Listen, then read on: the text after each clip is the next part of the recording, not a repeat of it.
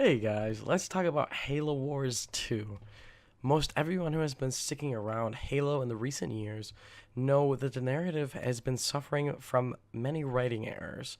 From Halo 5's basic lack of proper storytelling and character introduction and character progression, to 343 taking our beloved Cortana and making her evil.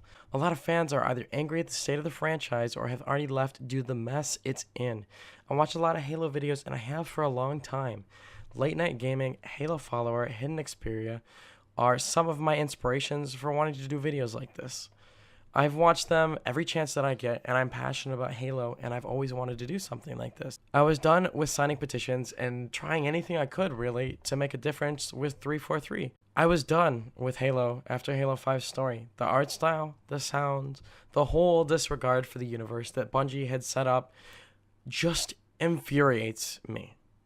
The disrespect from the original trilogy makes me so upset and conflicted. I want to love Halo.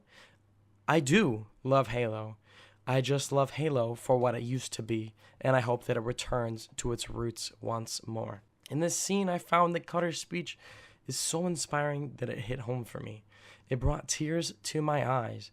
And you might think that that's crazy that I care so much about Halo and the heroic stories and Bungie's games that this felt like a real Halo game, and it actually felt like I was playing Halo this time around.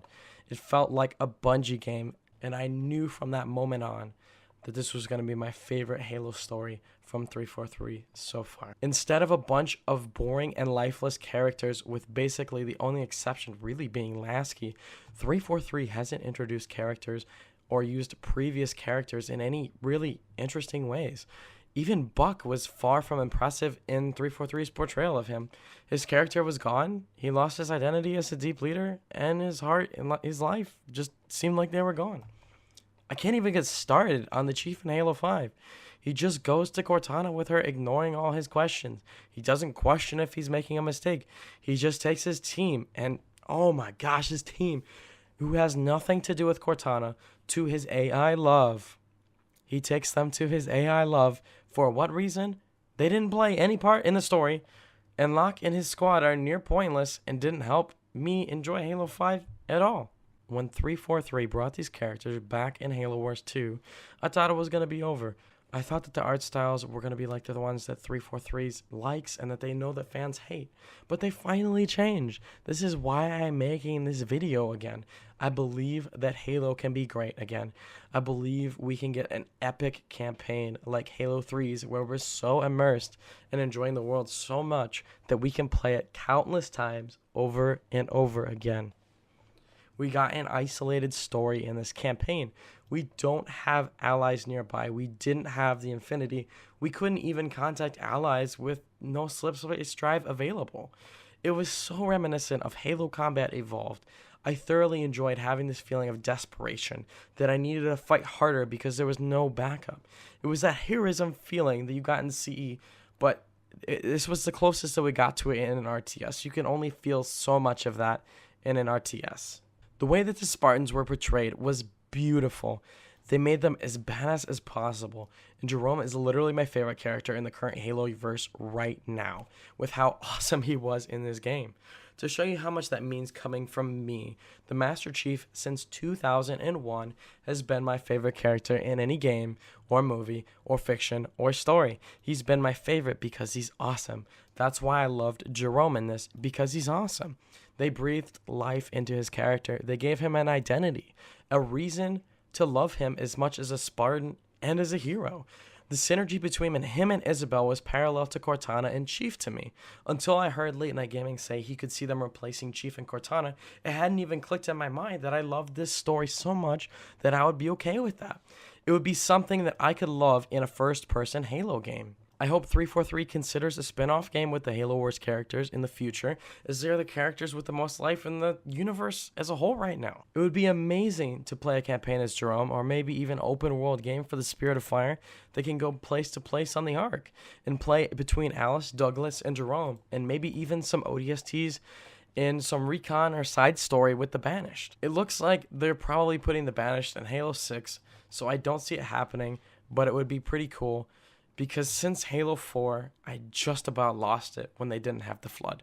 The entire campaign was me going mission to mission, wondering every few minutes that something eerie happened if I was going to encounter them. I was left with a really bad taste in my mouth after there was no Flood. And now we have an unfun enemy that seems untrue to the nature of the Forerunner designs. I was even more upset in Halo 5 when that happened again. Needless to say, I'm probably going to be giving up on Halo 6 if they don't have a really cool enemy. I'd be okay with them having the Banished as a fightable enemy. Every game without the Flood to me is just not Halo.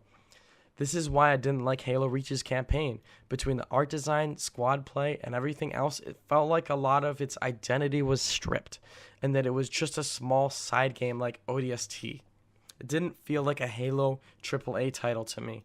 For me as a player, ripping out the Flood takes out the fun of Halo combat in the entire campaign. Who didn't love fighting them throughout Halo Combat Evolved through Halo 3? It seems like now that 343 are listening to the community, that this might finally be when they're considering adding it. Plus, if you look in this current story arc of Halo 5, it kind of makes sense for them to put it in Halo 6 because they could just throw the logic plague on Cortana. They could, go a lot of different routes with the Flood and adding a Gravemind. And we need new aliens or a new enemy. We don't need more enemies from the Forerunner's legacy. And I know that most Halo fans agree. We're sick of these Forerunner creations. We want to move on to stuff that's not from the past. We want to go on to things in the future and stop rehashing on the old. And I loved the Halo art style in Halo Wars 2. It felt like Halo. And it made me so happy to see them keep it as it was and not try to rewrite the history of how everything looked. It was the happiest I had been in a Halo game since waiting in a parking lot for the midnight release of Halo 4. Everything looked beautiful, and we didn't have silly-looking Marines this time. We didn't have that goofy armor. We had army green battle soldiers like in the classic. They looked like they could actually function properly finally. The Banished looked amazing too. They took the same silhouette that we love and they turned it into a gritty red brute looking faction instead of spitting a complete tweak from the current design that would have changed from the Bungie era. And what's cool is I feel like they finally nailed the brute design, where in Halo 2 and 3 they couldn't quite figure out what they wanted in a brute. What I didn't like is that they changed the character designs in voice actors. I understand sometimes you can't get the same voice actor, but I didn't like them changing the appearance of Cutter and Anders. The only reason that I think this isn't a big deal to me is I think that the changes were ultimately for the better. So it only bothers me to a degree. But to sum all this up, I hope that we're going to have a really good story in Halo Wars 2. I think that the campaign was absolutely amazing. And I think that the future of the Halo franchise, I think based off of what Bonnie Ross has said and what this game has shown us, is that once you go all the way down, once you're all the way down at the bottom, the only place you can go is up.